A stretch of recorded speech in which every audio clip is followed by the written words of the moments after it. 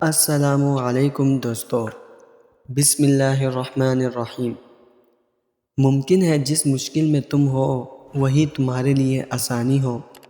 ممکن ہے جو راستے تمہیں بند لگتے ہو وہی منزل کی طرف جاتے ہو۔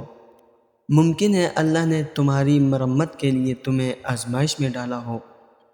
ممکن ہے تمہاری ٹوٹی ہوئی امید اللہ سے جڑنے کا ذریعہ ہو، اور بے شک اللہ جل جلالہ ہر چیز پر قادر ہے۔ تم آؤ تو صحیح سچے دل سے اس کی دہلیز پہ، وہ بڑھ کر تمہارا استقبال کرے گا۔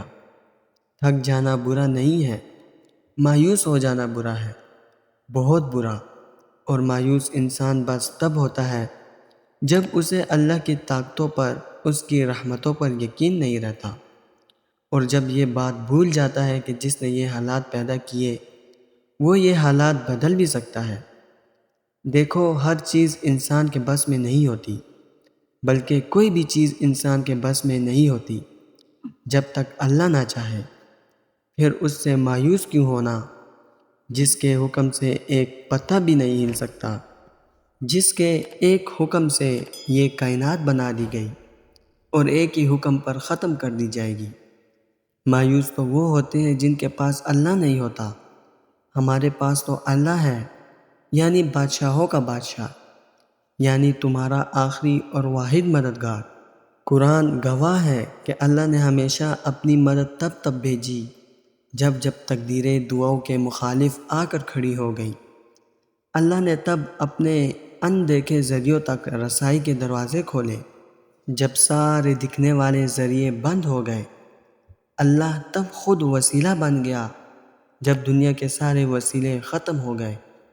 تب طاقت بن کر کھڑا ہو گیا جب مانگنے والے تھک کر گر گئے۔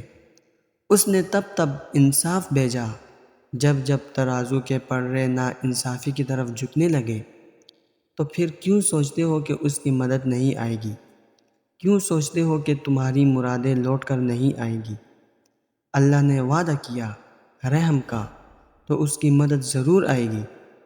تو یہ بھول جاؤ کہ تم سے کیا ہو سکتا ہے اور کیا نہیں، اور یہ سوچو کہ تمہارا اللہ کیا کچھ کر سکتا ہے، کیونکہ مدد تو اللہ کی طرف سے ہوتی ہے جو سب کچھ کر سکتا ہے، جو چند لمحوں میں تمہاری صدیاں بدل سکتا ہے۔ فاصلہ تمہارا اللہ سے ہے، اللہ کا تم سے نہیں۔ جسے تم میلوں کی دوری سمجھ رہے ہو وہ تو بس تمہاری ایک پکار کی بات ہے۔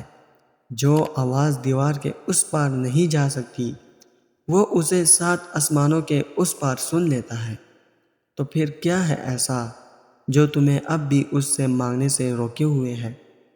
جس نے یہ دل بنایا ہے اس سے بہتر اس دل کا حال اور کون جان سکتا ہے؟ تم اس پر توکل رکھ کر چلو تو صحیح۔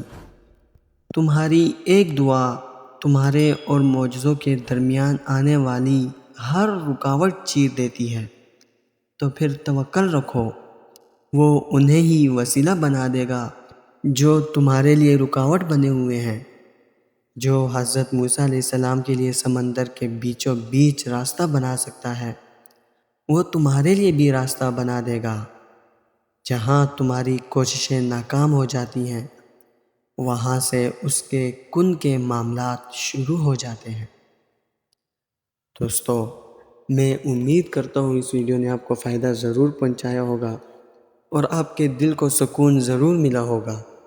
ویڈیو اگر پسند آئی ہو تو ویڈیو کو لائک کر کے اپنے دوستوں کے ساتھ شیئر ضرور کر دیجیے گا، اور اگر ہمارے چینل پر نئے آئے ہیں تو چینل کو سبسکرائب کرنا مت بھولیے گا۔ انشاءاللہ ملتے ہیں اگلی ویڈیو میں۔ اپنا بہت خیال رکھیے گا۔ اللہ حافظ۔